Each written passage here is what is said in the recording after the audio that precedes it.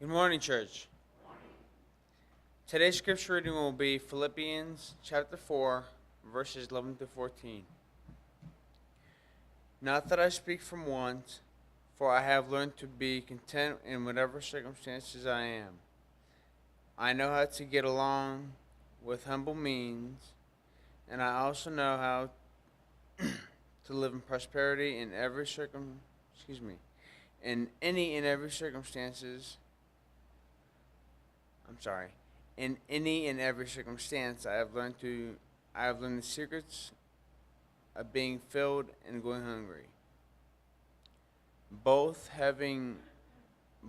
of having abundance and suffering need. I can do all things through whom strengthens me. I can do all things through him who strengthens me. Nevertheless, you have done well to share with me in my affliction. Thank you, Sean. And good morning. Oh, thanks, Larry. Hopefully I'll be able to work this. So David's on vacation for the next couple of weeks. No monitor. Oh, it's black. There we go. He's on his annual family pilgrimage to the Holy Land. Harding University, for those that haven't been there.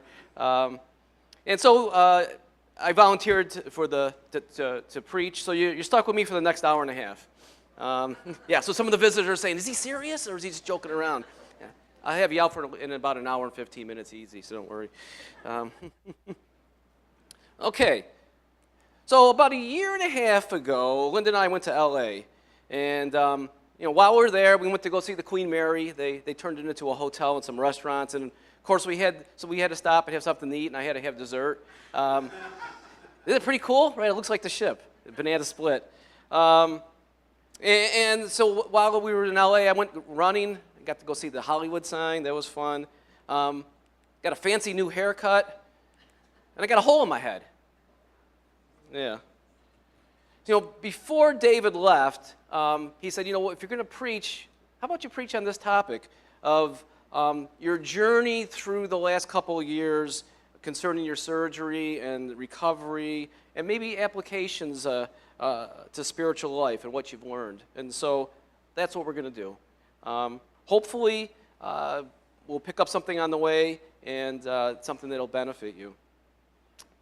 As they say in Hollywood, 6 months earlier, so I had this funny feeling in my ear before we went to L.A., and, it felt like there was water in it, it was plugged, something, maybe an infection. So I took some over-the-counter stuff, didn't help. Went to the doctor, gave me a prescription, didn't help. Went to the ear doctor. He looked in, didn't see anything.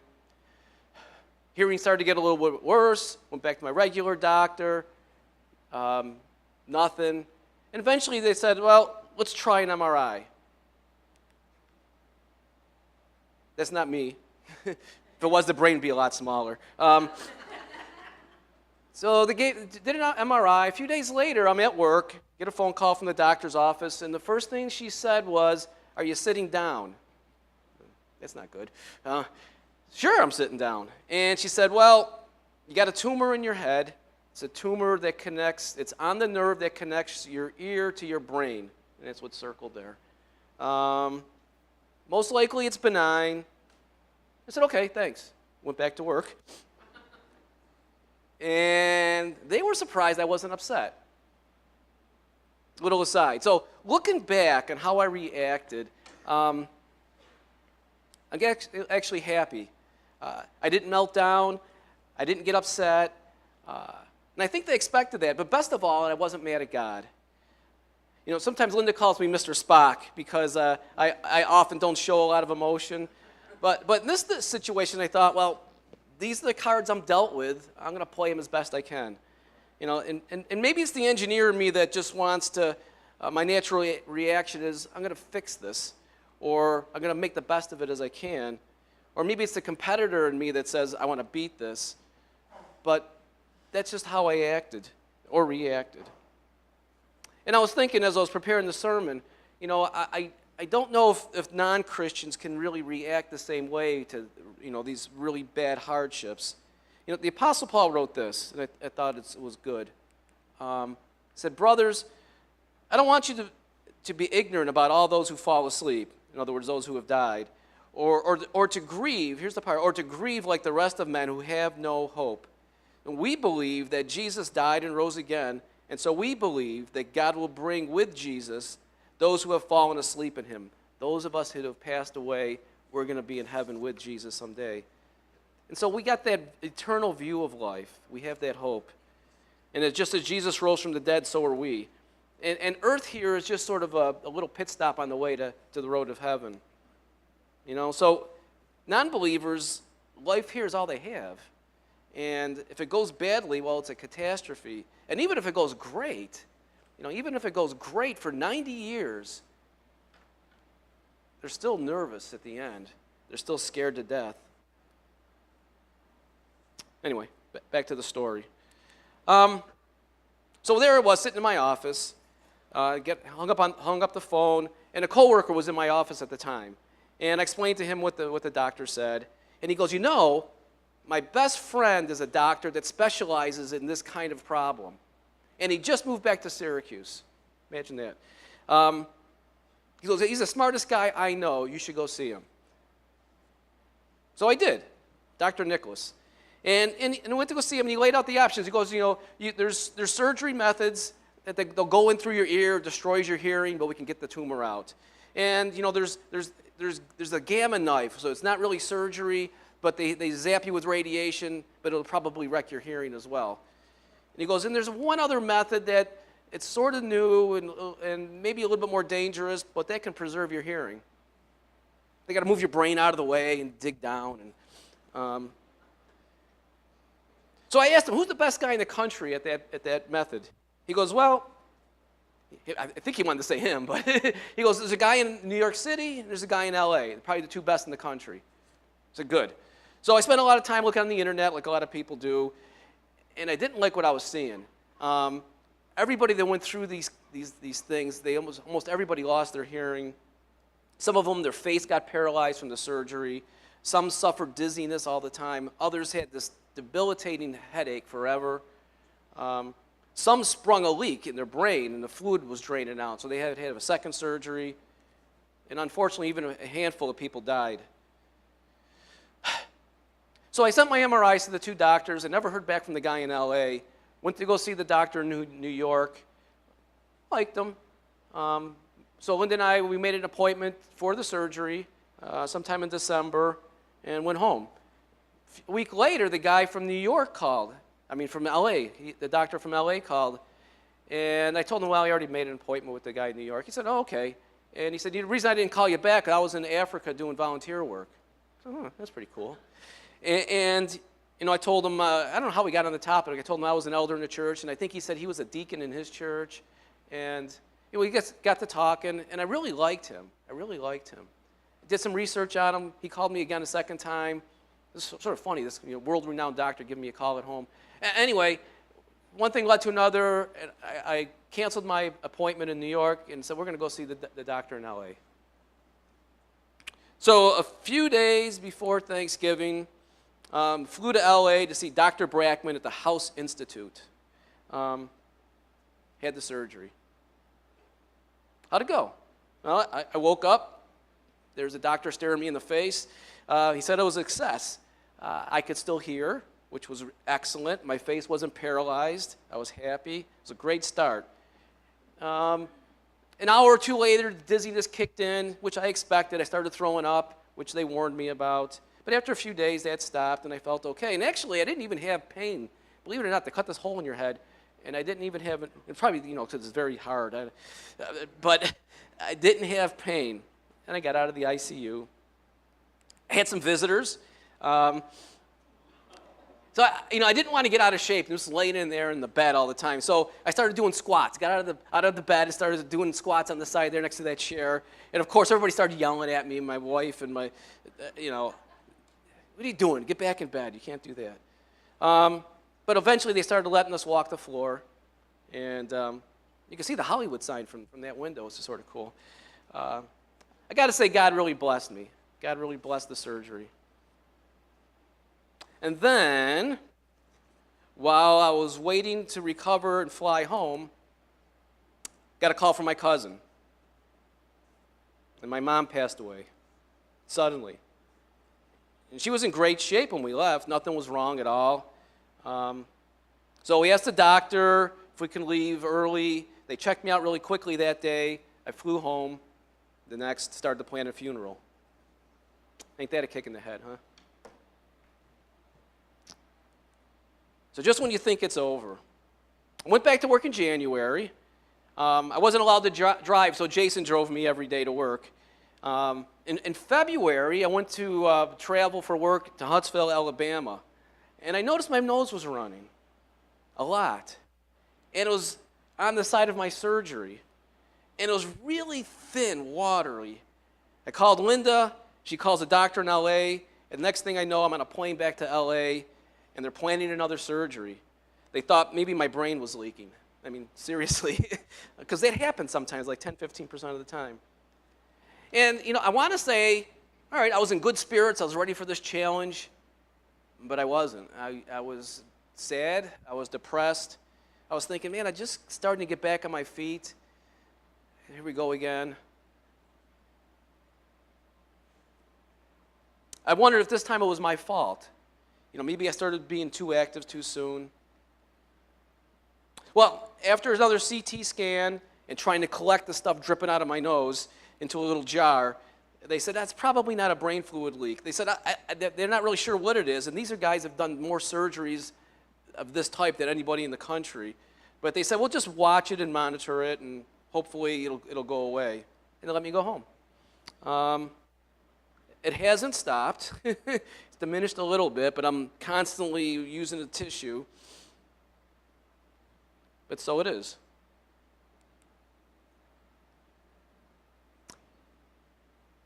And so it ain't over till it's over, as Yogi Berra would say. You've heard of Dizzy Dean and Dizzy Gillespie, now you got Dizzy Mark.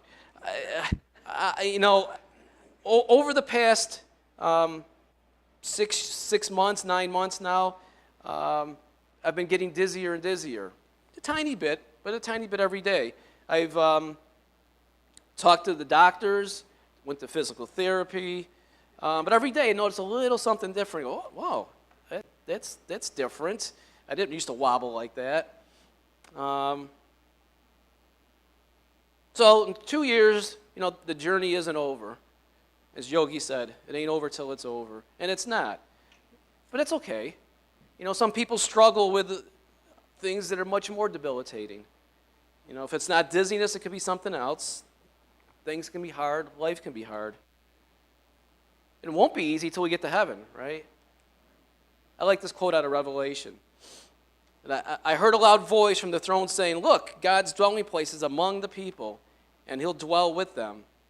They will be his people, and God himself will be with them and be their God. He'll wipe away every tear from their eyes. This is cool. There'll be no more death or mourning or crying or pain, for the old order of things has passed away. Sounds great, huh? Shouldn't that be our focus, our goal? So, what did I learn? First is you have no idea what the future is going to be like. This tumor, it just came out of the blue. I never thought I was going to have a tumor in my head. I never thought while I was there my mom was going to die. That was a shock. After that, I didn't think my nose would be leaking maybe for the rest of my life. And I didn't think I'd be dizzy all the time. These weren't part of the plan. Of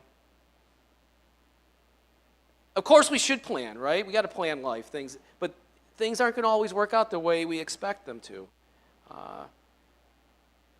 And I like this quote here. Faith is not knowing what the future holds. It's knowing who holds the future. Right? So that's the thing we can lean on, that God holds our future. So we got these plans. They may not come to fruition, but in the end, we have the ultimate plan, where we're going to end up. Number 2, we have no idea what's going on inside of someone. This was interesting. When I tell people that I'm constantly dizzy, they're surprised. They say, you look fine. What? Yeah, but you can't tell what's going on inside of a person. I got this friend at work who had a much more serious surgery than I did on his brain. And if you look at him, he's a healthy 30-ish person, looks strong, looks great, but you wouldn't know it that one side of him is all sort of numb. He can't feel from the surgery. They nicked some nerves. Or that he has seizures, or that he's got a problem with his shoulder and he can't lift his arm well, or he's got a problem with his knee. He looks great. You never know what's going on inside of someone. They could be hurting physically, they could be hurting mentally, they could be hurting spiritually. So why does that matter? Maybe sometimes we need to cut people some slack, is what I was thinking. I think going through these tough times can make you a kinder person, if you let it. It can mold you into a more compassionate person. And you hope that people will cut you some slack if you react, because you're just not feeling well and you're on edge. And in turn, hopefully we can forgive others that might act that way, because who knows what's going on inside of them. There's a friend of mine who has very little compassion, unfortunately, for people. He often says, it's their own fault. But it's not sometimes. It's not. You don't know what kind of parents they might have had, what kind of upbringing they might have had, what school they went to. You don't know if they have PTSD. You don't know if they were abused. You don't know if they had some kind of accident. You just don't know what's going on inside of a person. So we need to give people a benefit of the doubt sometimes. We need to show compassion like Jesus showed compassion. You got to keep working out spiritually. So for a while after my surgery, I felt like a kinder, gentler person. Linda will vouch for that. I felt like I actually felt softer and gentler inside. It was really odd. I just feel different inside. And I know that I treated people better, more loving, more caring. But unfortunately, after a few months, it started to fade. I pray that it'll return. And I was thinking, spiritual life is just like athletics. If you're an athlete, you need to work out to get in shape. And the more you work out, the better shape you get into. And then you reach a certain level where you're on top. But unfortunately, you got to keep working out hard to stay there. And if you slack, then you turn back into a couch potato. And I think it's the same way with spiritual life. The Apostle Paul understood this. And he often had references to athletics in his letters. And I like this one. He says, everyone who competes in the games goes into strict training. Sort of appropriate now that the Olympics are on, right? They do it to get a crown that will not last, or a gold medal. But we do it to get a crown that will last forever. Therefore, I don't run like a man running aimlessly, and I don't fight like a man beating the air. Nope, I beat my body, make it my slave, so that after I've preached to others, I myself will not be disqualified from the prize. So we need to keep continuously being in a strict spiritual workout and continuously spiritually training, or we lose that edge. I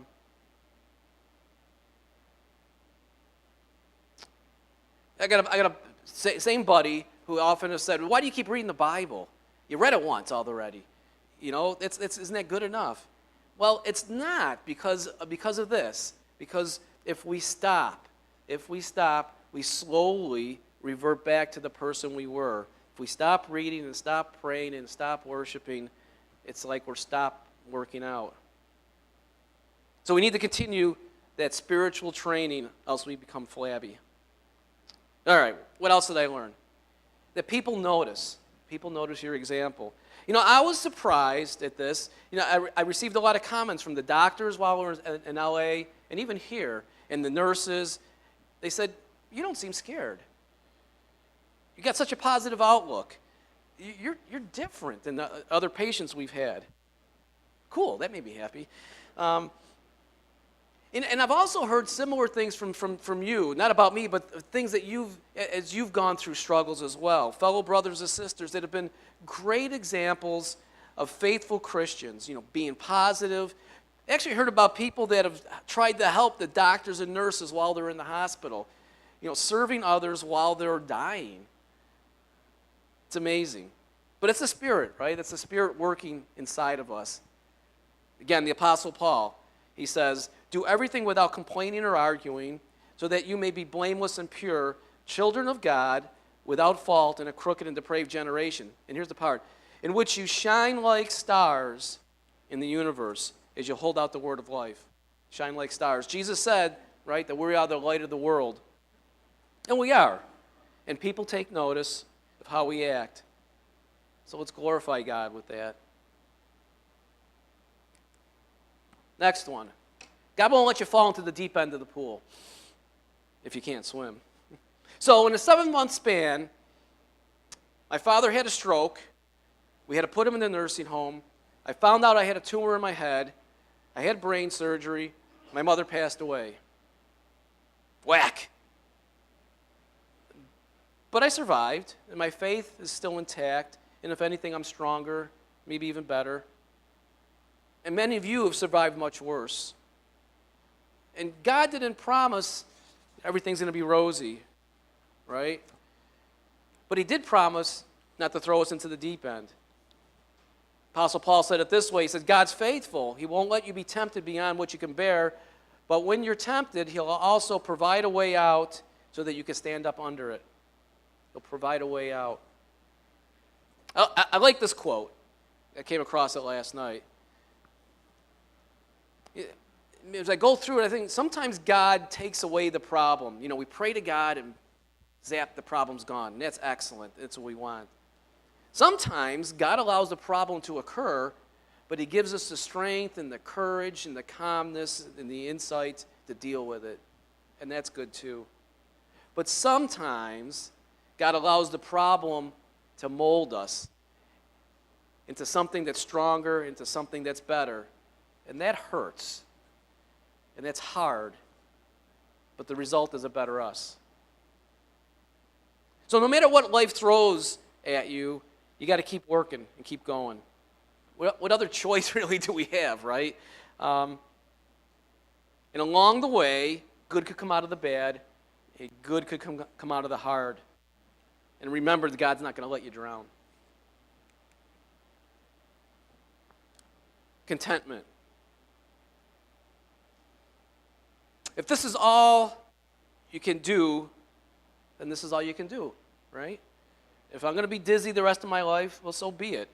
I got a buddy that I ran into a couple days ago at the pool in the neighborhood, and he just recently retired. Very athletic guy, loved to run, swim. He was a triathlete.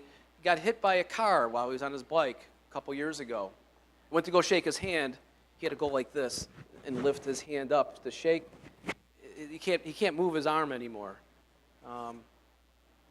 But he's at the pool trying to swim. And he goes, Mark, as long as I can still ride my bike and I'm still alive, I'm happy. I'm happy with that. You know, he could be complaining and grousing, but so someday I won't be able to ride my bike, maybe. Maybe someday I won't be able to run, or maybe someday I won't be able to walk. Who knows? This year I couldn't go on the men's mountain hike. I felt like I was just too wobbly to be on top of a mountain. You know, as I walk down the hallways at work, I'm always got my hand like this, just to steady myself, and so I can walk in a straight line, not like a drunk. And there's no walls, you know, as you climb in the mountain to keep your hand along the side. So I said, all right. I had 25 good years of climbing mountains. I could pass this year. As Sean read, you know, I like what the Apostle Paul says here about contentment. He says, I'm not saying this stuff because I'm in need, for I've learned to be content, whatever the circumstances. I've learned to be content, whatever the circumstances. I know what it is to be in need, and I know what it is to have plenty. I've learned the secret of being content in every situation, and that's cool, right? Whether I'm well-fed or hungry, whether I have plenty or whether I'm in want, I can do everything through him who gives me strength. I can do everything. If this is what we have, then this is what we have. Soon and very soon, we'll have a whole lot more in heaven. What we have today, let's be content with it. Last one. We're so loved. You know, people, I was just surprised, and people in general are so giving and loving. You know, you sort of expect it from the church, right? But just people at the hospitals, people at work. It was just neat. My wife was great. You know, she played nurse for several months and still does. My daughter and Jason, you know, they while we were out in L.A., they snuck in the house and set up our Christmas tree so that as we got home, the Christmas tree was set up. All of you guys, the meals and the cards and the calls, and it was great. It was great. I got to show this one card, though. This is from, remember Gordon Bond? He used to be our song leader. This was my favorite card, the Three Stooges card.